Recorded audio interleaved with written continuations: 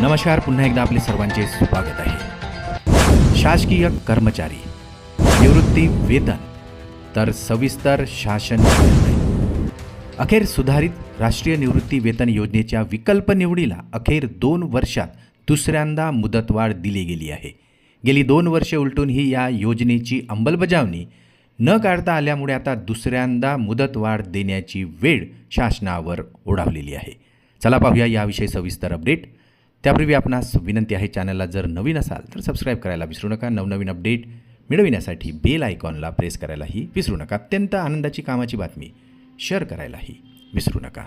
शासनाने 2005 साली जुनी पेन्शन बंद करून DCPS योजना लागू करण्यात आली, मात्र अंमलबजावणी 2010 पर्यंत होऊ शकली नाही।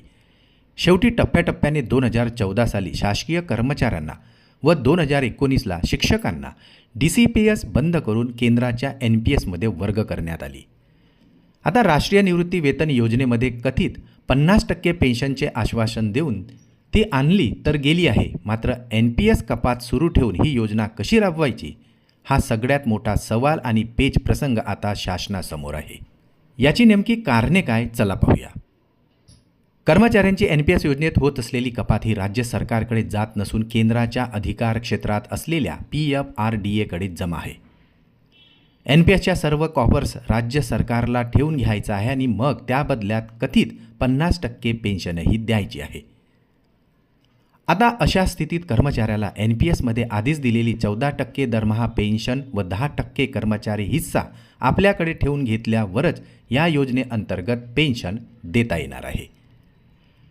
अशी ही कर्मचाऱ्यांची सर्व NPS कॉर्पस रक्कम राज्य सरकारांना द्यायला PFRDA कडे तरतूद केलेली नाही, त्यामुळे ते देणारही नाहीत, कारण त्या रकमेवर कर्मचाऱ्यांचा अधिकार असून असा NPSचा नियम आहे। अनेक सेवानिवृत्त कर्मचारी जे स्वतःची अंशदान रक्कम देऊन या योजनेअंतर्गत पेन्शन घेऊ इच्छित होते, त्यांना 2 वर्षात RNPS मधून कोणतीही पेन्शन मिळू शकलेली नाही।